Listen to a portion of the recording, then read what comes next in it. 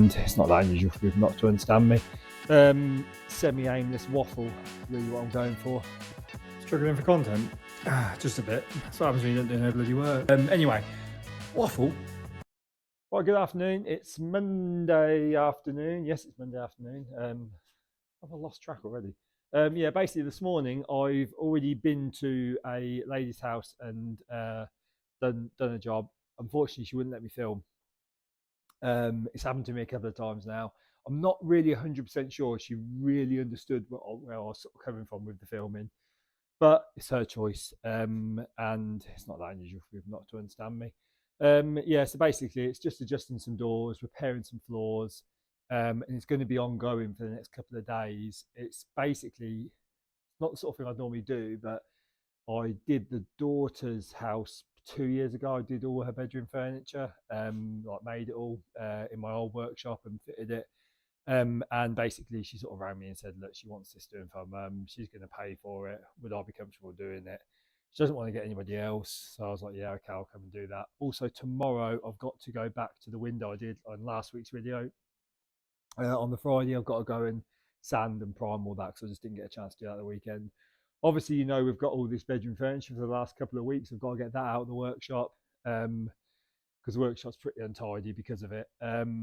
And which is why I've picked you up, because basically I've come back in here thinking, oh yeah, there's always something you got to sort out. Like there's a couple of drawers I haven't actually done dry runs on, stuff like that, because I was waiting for the runners. I just remembered I've got these bedside cabinets here. These two bedside cabinets, they're in the shop. They are, aren't they? I've basically haven't got the oak tops for those, so I'm just going to go to the rack now. I'm going to get out a load of oak. I'm not going to film me fixing and playing because there's plenty of videos out there. What I am going to do is I'm going to get it all prepared and I'm going to get it on the bench and I'm just going to do a quick run through of exactly my process of preparing that, because it's something that I've gone through before and I rewatched one of the videos and went, I don't really know if that was that clear. So we're going to do that, and then rest of the week we'll just be doing bits and bobs until I finally book in some point this week, getting these fitted. Yeah, get a bit of a video out of that, I suppose. The rest of it will just be sort of semi-aimless waffle. It's really what I'm going for. Well, the out weather, isn't it? Yeah, I wasn't gonna document this. I'm still not. I'm not going to document me. What are you doing here, Matt? That's what you're asking. So basically, I'm not going to document me putting this on the fitness of planer and all of that, or running it through the bandsaw or the panel. So I'm not going to document that. I am just going to show you a little bit of the process of my logic, my thinking, basically. So if it was say like this cabinet front, which is just it just happens to be veneer board, you know, you're doing your best to match it and make it look good. And if it was a library, you do that. I do it with the inside of the wardrobes where I can. I've done it, say, like with these veneer drawers on the front here. You know, you want them to match and line through. These are sort of almost like worktops. They're countertops for bedside tables. So as long as each piece is roughly the same size, what I don't want is, say, just an example, look, I don't want like a piece like that big, then a piece that small, then a small piece, then another piece on the top of those cabinets. You just don't want that. You want them to all be, let's just say, I've worked out that because I've got these small pieces here that are about 90, 100 mil, 90 mil, I'm going to aim to get them all around about the 90 mil mark. So I need 5 basically for each top. So what I do is I go through and I'll draw on each one how many I think I'm going to get at the right width, you know, trying to get rid of any, well, definitely getting rid of any shakes or splits, getting rid of any knots, and make sure I've got more than enough on the bench, which is what I have got. And it's interesting actually, because all this is just oak that I've had for years. I mean, I remember these pieces here. These are actually out of a kitchen, or off a kitchen, some prime oak, a kitchen that I made about 7 years ago. I clearly remember being so frustrated. I brought all this prime oak and I had to cut the ends off because it was just so badly split. And some of these have been ripped down again because they actually, the prime oak I brought was 270 mil, I think, wide. It had to be that for the inside of these larder bits. It wanted it doing that at one piece. And it has held together well actually as well. Normally the rule of thumb is you cut things down, you know, you're going for like 4 to 5 inches, something like that, when you're joining things like for drawer fronts or for panels. Yeah, because obviously you can get a lot of crowning and bowing and cupping and such on wider pieces. So with these being like 90mm, I do have to consider alternating my growth rings. This is what I'm going to go through. But it's not the be all and end all, if I'm being honest, because if the wood's stable, it shouldn't move anyway, especially if you've got it at 90mm. The growth rings shouldn't really add up to much, dependent on how the timber's been cut in the first place. Or not the growth rings, the grain, orientating the grain. But we'll go through that in a little bit, well, possibly anyway. But basically, just thought I'd show you what I've got on the bench. It looks like a right mismatch, and I'm just going to cut all this down now, tidy it all up, and come up with enough pieces that I can join together to put on those 2 countertops for those bedside tables. There was another reason I picked you up. I can't remember what it was now. It's terrible, isn't it?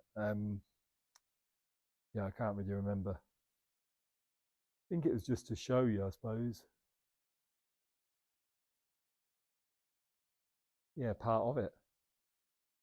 And it is a frustrating one. Like, there'll be people out there saying, oh, you should be using, you know, I've got oak down behind me. I could just take a whole 2 whole lengths and just cut those and flip them so that you've got, it's all out of one piece. So the color tones are right. But with this, I'm confident I can get these color tones to be right. And also, if you do it that way and you do then think, oh, I've got to alternate the grain, the growth rings, you could be left with a piece on the other side which is a different color tone. I've put 2 pieces of the same plank together before and they just don't look right. This way, I'm just sort of trying to match it as I go and make it look nice as I go. And yeah, that's part of it, really. It's just the way I do it for this. And obviously everything's got a cost, hasn't it, at the end of the day. You know, I could do it all out of prime, flipped over. We could do veneer top. There's all sorts of different, you know, examples of what we could do. But this has been costed and priced a certain way. I know the customer. I know what they're expecting. It's where I've done those stairs, so it's going to be very similar to that, actually. Right. Yeah, there was. I'm waffling now because I did pick you up to tell you something specific, but we're going to miss the boat on that because I've now got to start cutting it all, and I can't remember what it was. So I'll pick you up when I've machined it all, and I'll just show you this little tip that I've got. This little tip that I've documented before, but I'm going to hope I can summarise it a little bit better. But based on the amount of talking I'm doing, I probably can't. Right, speak to you in a little bit. Right, okay. So I'm going to put on the screen a couple of images of how these boards were, you know, during the process of me sorting them out. And essentially, I've been left with 10 boards. They're 110, completely, yeah, uniform parallel by 28. These 2 are actually rejects. They're spares because this one's got a bit of shadowing on, which would be from the sort of the treatment when they put the treatment on the ends, or it could just be a water stain from when it's been dried. And that one's got that horrible defect running through it. And then basically you're left with these 4 here on either side. And then I sort of start matching them around for tone to make sure I think they're going to look nice going on the tops together. Some of these are actually from the same plank, like all these 3 are actually from the same plank. But then you've got to make sure, and this is where this is where things like this really bug me. So if you take this one, it's from the same plank. When I turn it around, look at the color difference.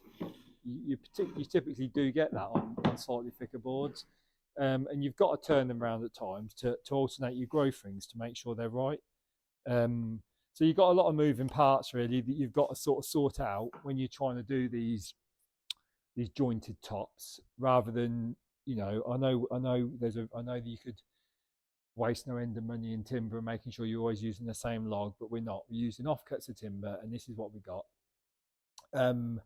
Like I said, some are genuinely from the same plank, but some aren't. There's a couple that are up there in the rack that have been there for Christ knows how long. So what we've got now is we've got a situation where I like to make sure they look good, and then I like to look at them being stable, because for me, alternating the growth rings, especially on boards that we're going to finish at about 105 by the time they're done, isn't that important.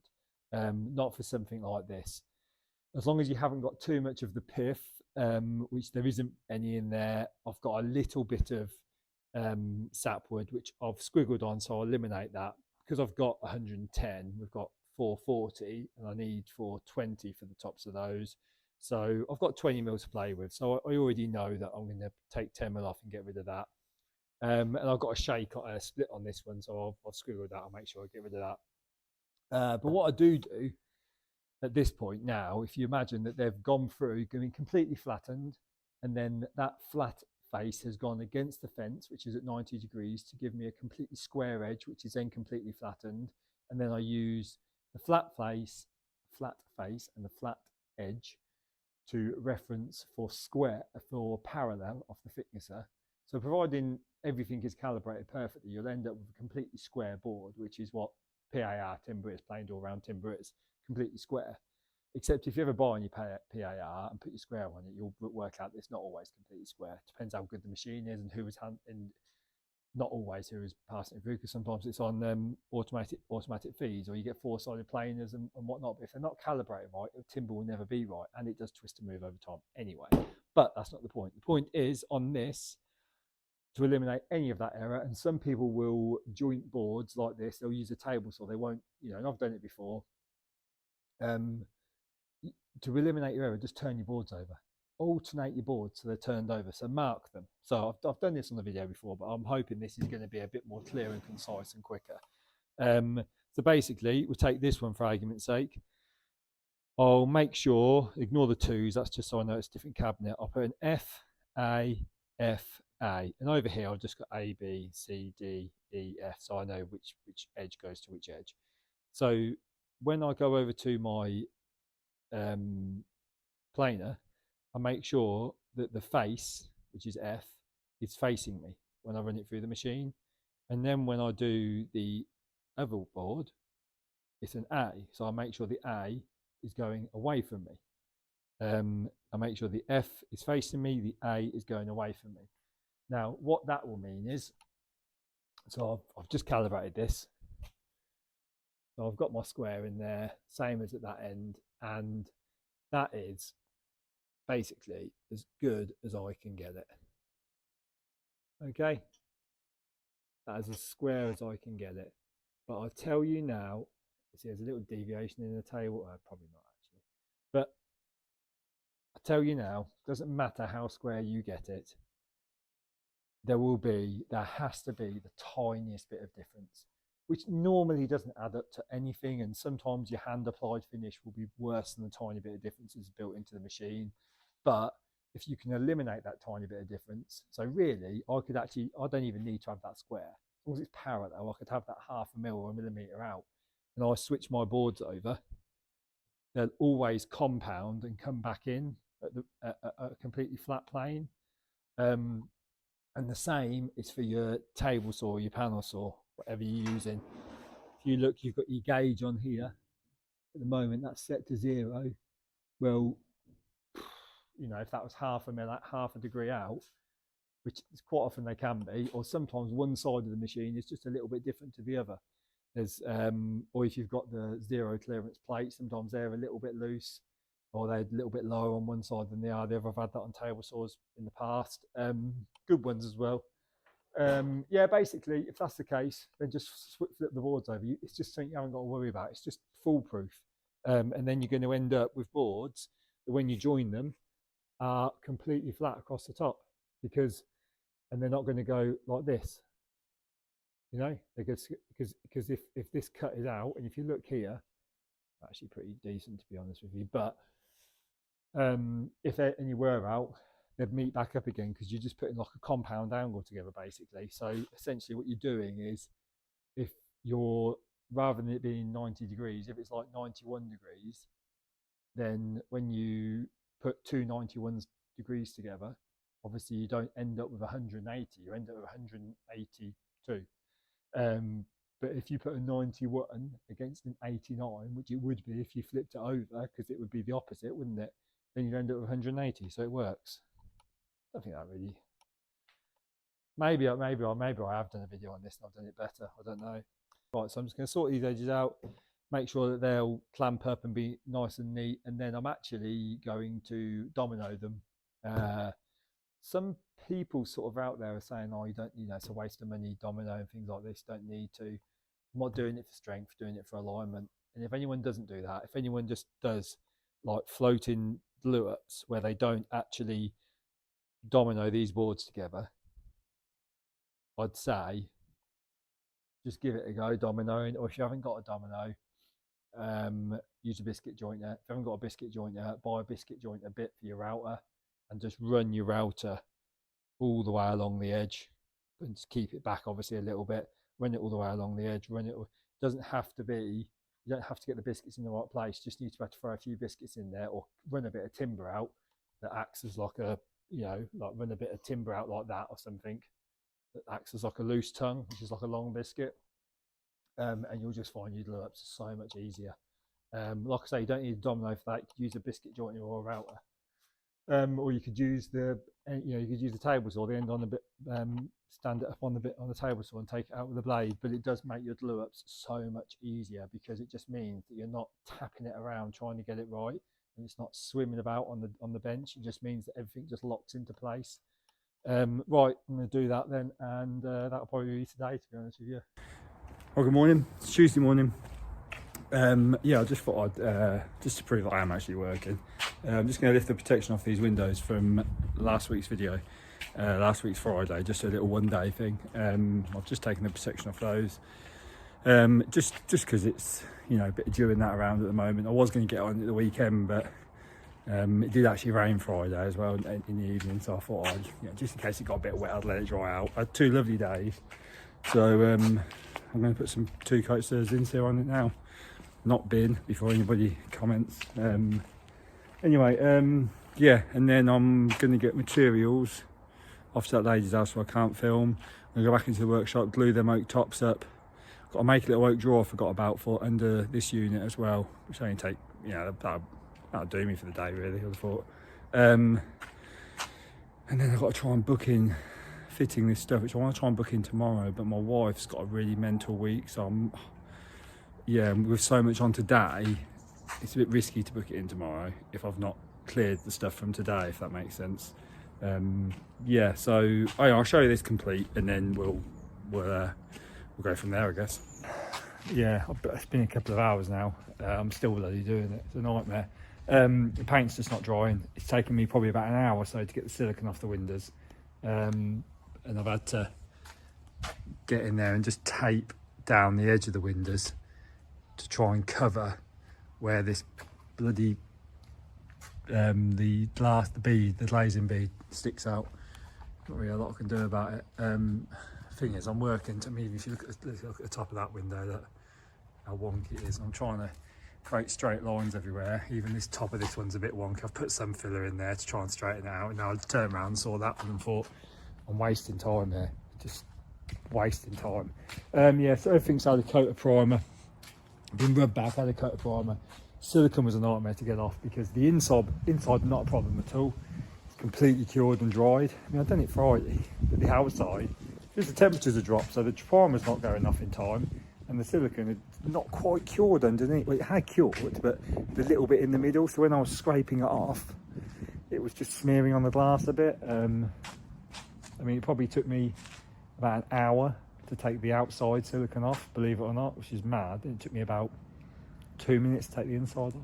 It's the difference it makes. If I'd had some, I suppose I could have just gone out and got some silicone remover. It's just, it smears on the glass, you see. That's what you get for trying to knife it off afterwards, which I've done before and I've never had a problem, but it's normally the best way, because, well, in fact, it is the best way, isn't it? I've just answered that, because because it had dried on the inside when I knifed it off, obviously it came off a piece of, but where it hadn't quite cured on the outside, it's taking its time to come off. What a huge amount of waffle that was.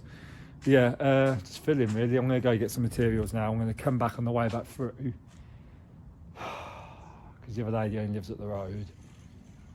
So I'm going to go get some materials, come back through, put another coat of primer on, take the rest of my kit, go to that job which I can't film, and then I'm probably going to go to the workshop if I get time. As I just realised I've got to run some cornices out as well. I might film it, I might not. I've got to pick the kids up, so I might only really have an hour, in which case I probably won't pick the camera up, but don't take it personally. Right, I will film this when it's finished, if it ever gets finished. But I slight change of plan. I've just nipped back, I've still got the materials, just come back, and it's because we're in the shade constantly, but it's actually quite nice when you're in the sun.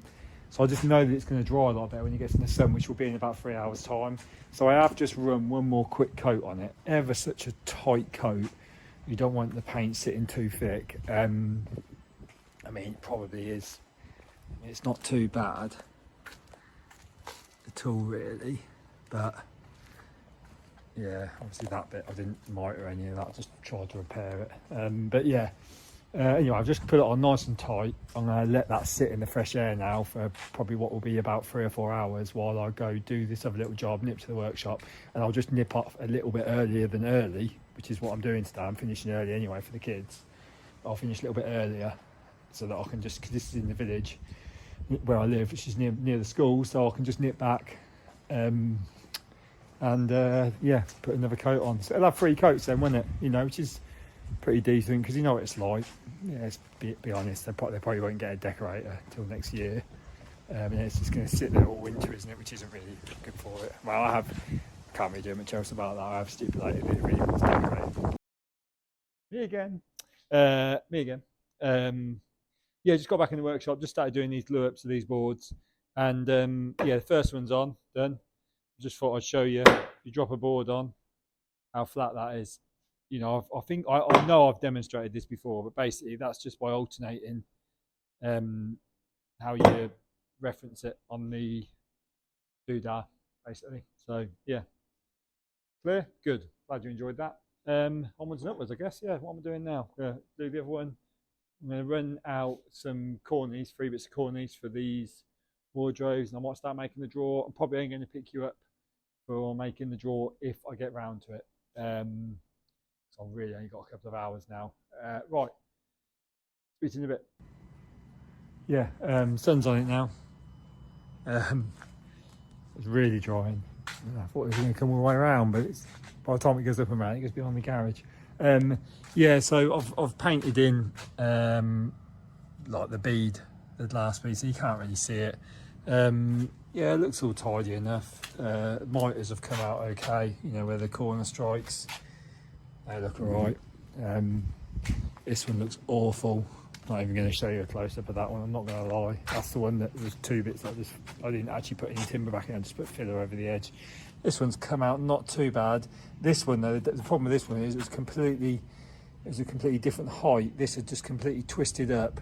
Probably weight on this over time has unevened it, but you can sort of see, I think it goes around the corner. This is a little bit out, but it's, by the time you paint it all in, you won't look twice. When you stand back and look at it, it doesn't look too bad.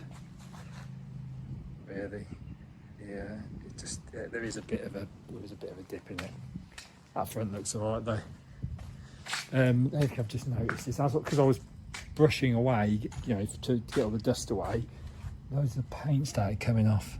And this bead here has got a great big split in it, like where's a knot. I think the water, that's all soft, the water's getting in there, so that one's bloody changing as well. Which I can't do now. Wish I'd have seen that. I'm going to put some filler in it, I think. Yeah, I'm going to put some filler in it now quickly if I've got time.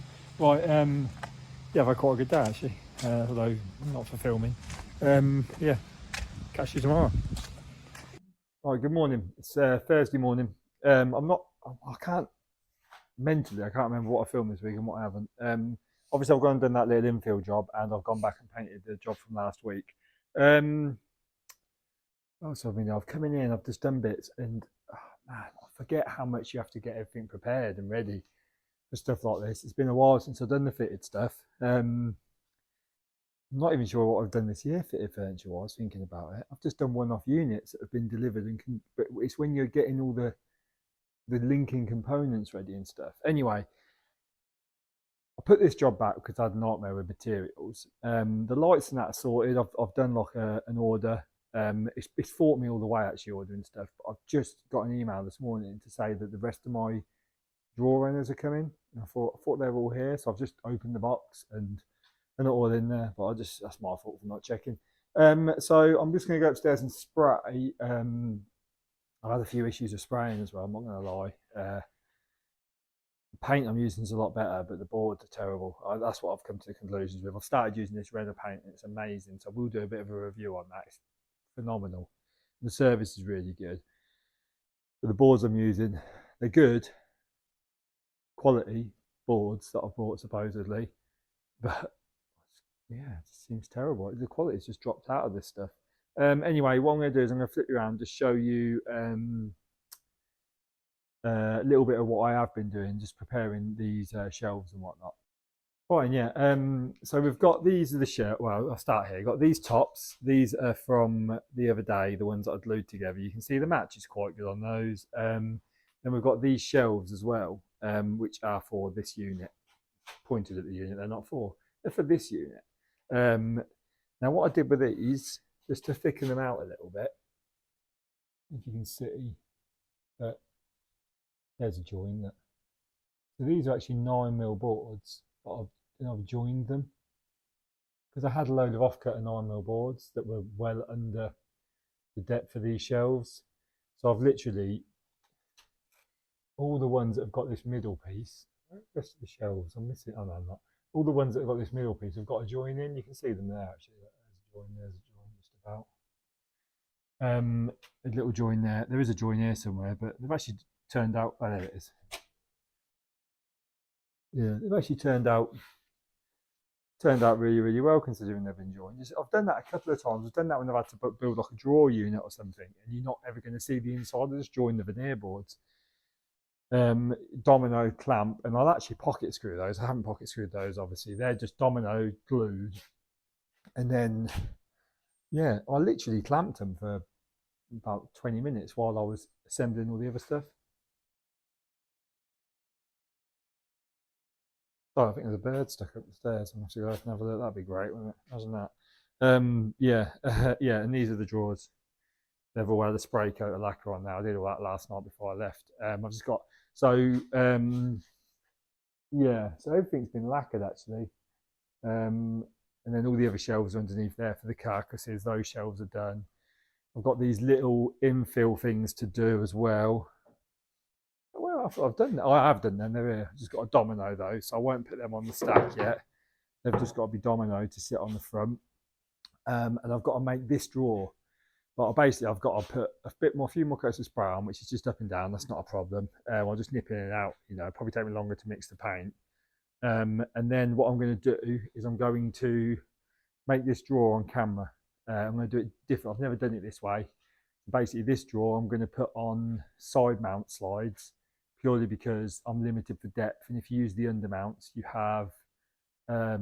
lose about 30mm, I think, probably more actually, depending on the thickness of your drawer bottom, obviously. So I'm going to do side mount, so I only lose the thickness of the drawer bottom. I'm going to do the drawer bottom in 10. I'm going to do it a little bit unconventionally, this whole thing, purely because it's only going to have jewellery in it. So I know it's not like it's ever going to have a big pan in there, and it will last, trust me what I'm doing. But yeah, just a little bit unconventionally, I think. This one I'll film it so you can see it. And then it just means I'm doing it in such a way that I'm not waiting for anything to dry either. It'll be mechanically fixed, which means that I can spray lacquer it before I go, and then I'm done, basically. Right, what a lot of chat. Let's get on it.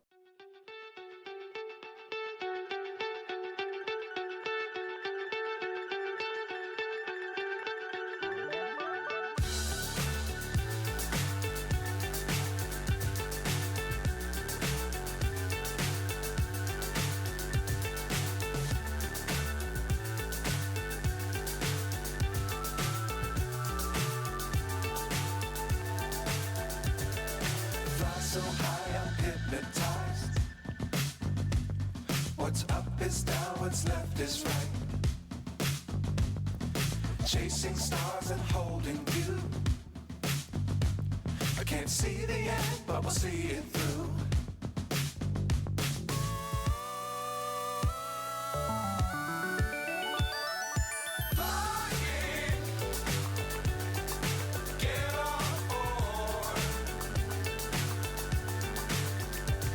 We're smiling.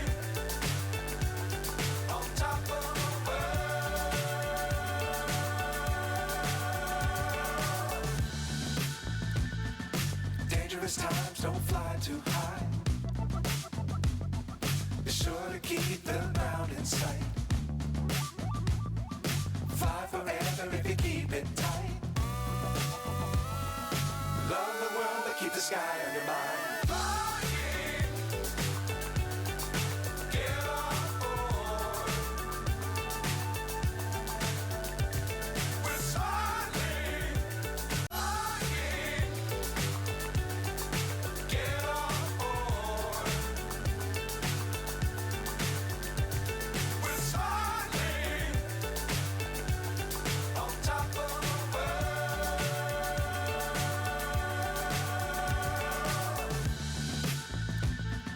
Dangerous times, don't fly too high. Be sure to keep the ground in sight. Fly forever if you keep it tight. Love the world, but keep the sky on your mind. Get on board. We're soaring on top of the world.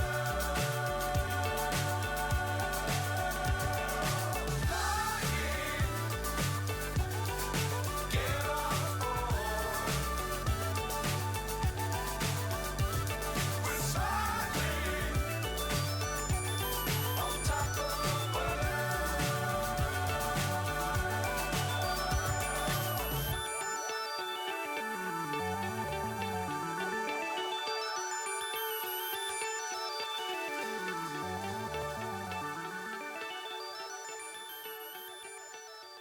Well, good morning. It's Friday morning. I've just done a 10-minute video. I was doing an 11-minute video, so you probably have to thank me in the comments. I'm not going to include it because my microphone died halfway through, so I've got to re-record it.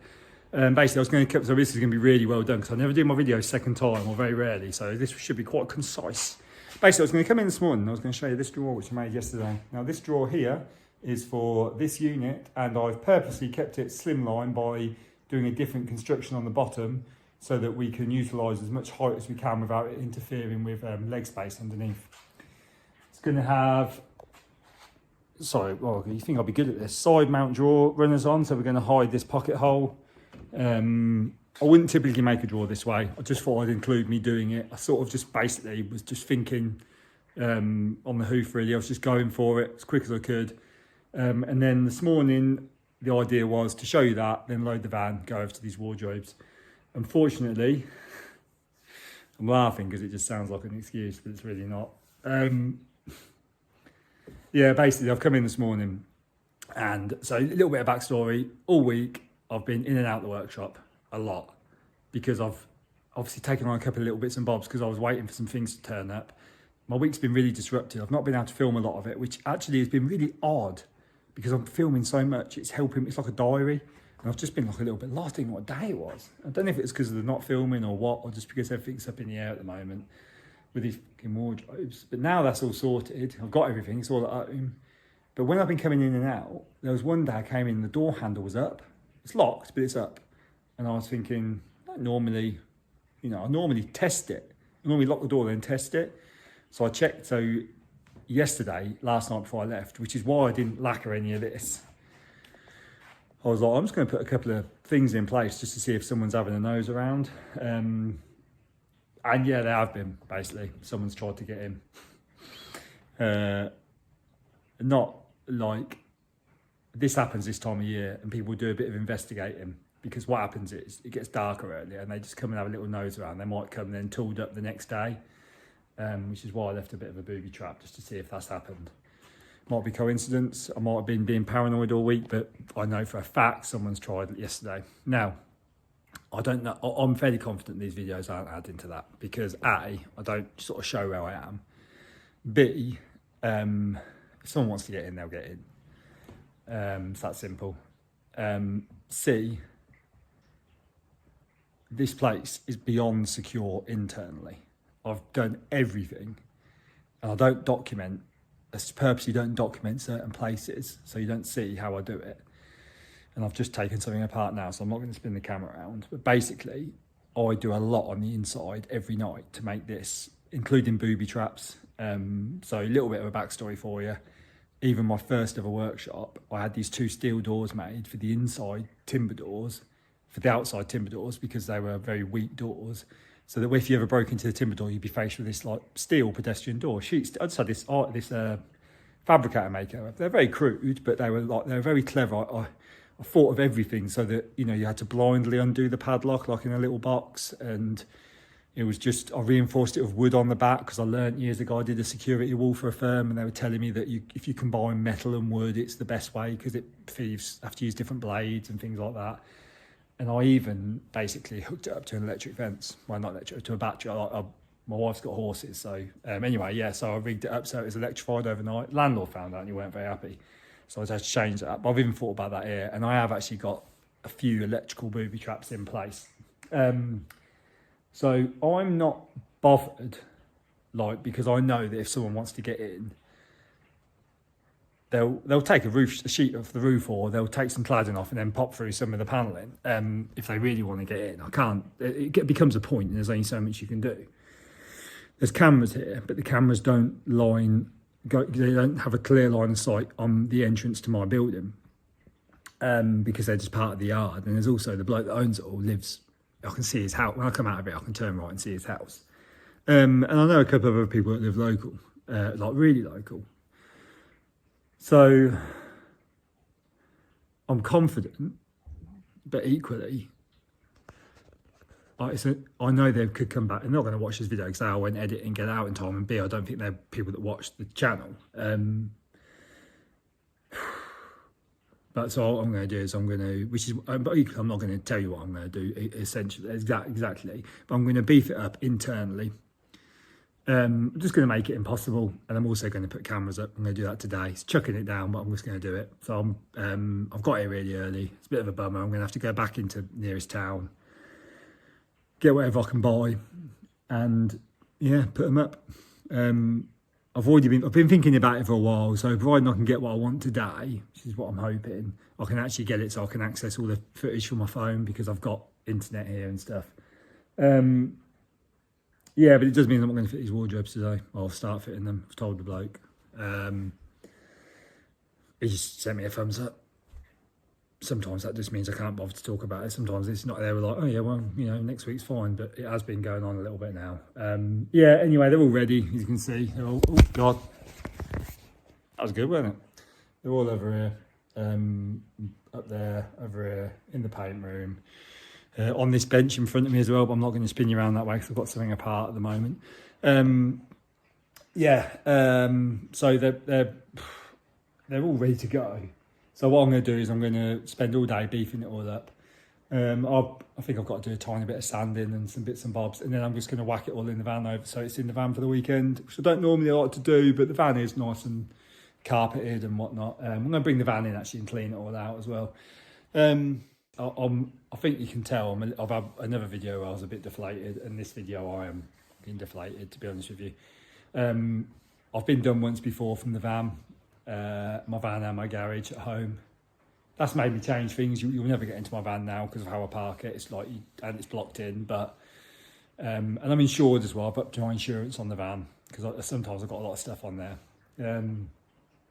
But workshop insurance, like the amount of locks I'd have to put on, which I'm not happy with putting too much stuff on the outside of the building. Yeah, it was like doubling my rent. And the reality is, I'm insuring stuff that you can't get out the door. Because my festival stuff, as far as I'm aware, I need to look into this tonight as well. It comes with an insurance, as long as you pay this like excess. So I don't think there's a limit on it. So I'm not too bothered by the festival stuff. I have been lazy recently, leaving like sanders and routers out on the bench overnight. So they're going to go back in the lockbox, which I've got. Which again, I'm not going to show you too much, but essentially there's a secondary door here which you access through another unit, and yeah, I've got like a little lock set up, little locker set up, and I've just, you know, it's like every night you just, you know, you can nip out the door and lock it and be happy that everything else is locked internally. Or do I put everything away? And I've not been putting everything away, so that's going to change as well. Everything's going away every night. Yeah, it's just a winter thing really. You just got long nights, and arseholes out there. Yeah, bummer. bummer, because we all know what we'd do if we got done, don't we? We'd all, you'd fight tooth and nail and get it back. And I've legged people down the street when they robbed me before, but you ain't catching them. That's the reality. Well, if you do, like, you're fucking lucky. So yeah, I'm just gutted really, because I was in my own little bubble. Been here like just over a year, and so yeah, I've got to have a word with the farmer obviously as well, just let them know that someone's been poking around. It may well be innocent, it may be somebody that's well over their pay grade, like it could be someone really clued up who's going to come back tonight with all sorts, but they can't be noisy, that's the thing here. So I think could just be a chancer, you never know. Could even be my dad going for a walk, but I doubt not that time of night. Anyway, not the trap I left, not what I left last night. No, that was definitely someone trying to get him thinking about. I was thinking about the handle, but no. Anyway, waffle much. Fucking gutted. Anyway, yeah. I don't want to bring a downer on it. So if I do get a chance, I'll come on. If not, thanks very much. I guarantee you one thing though: Monday morning I'll be on the wardrobes because they'll all be on the van. I'll be ready to go.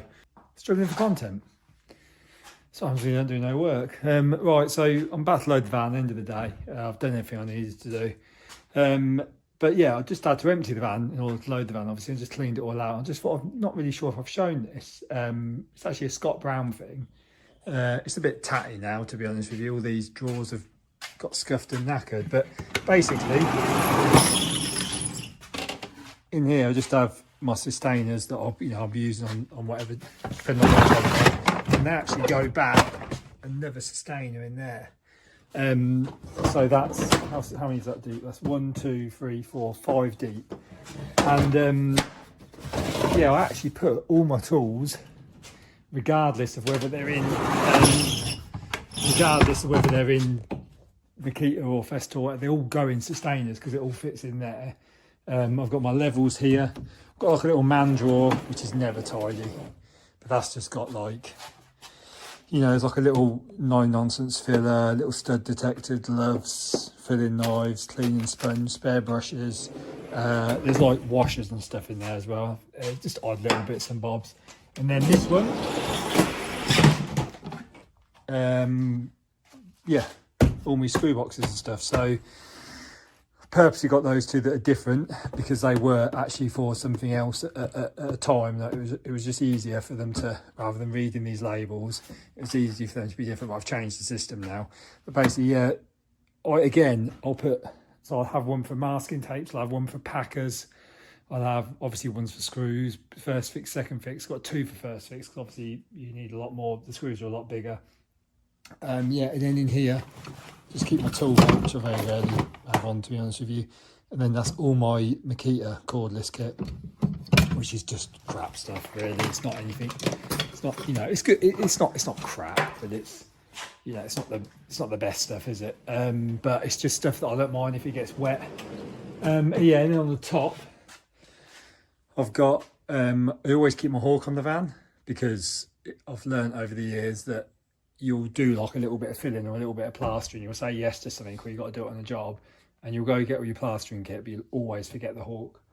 Well, I do anyway. Dustpan and brush. That used to actually be a silicone tube rack, but I've got another idea for what I'm going to do with that, because it was handy having like the silicone tubes on the van, but it's irritating when you want to take a couple on the job and then you bring them back and then you've got to move stuff to get to it. And then in here, I've just got have hand saws, chalk lines, coping saws, hacksaws. I think there's a socket set there, just bits and bobs really.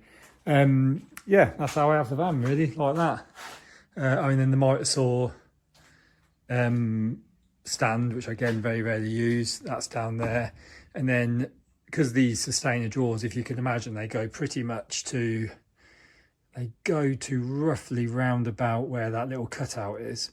So underneath that little cutout, and I'm not going to take it around because I'm in the middle of just finishing something off. I don't want to show it.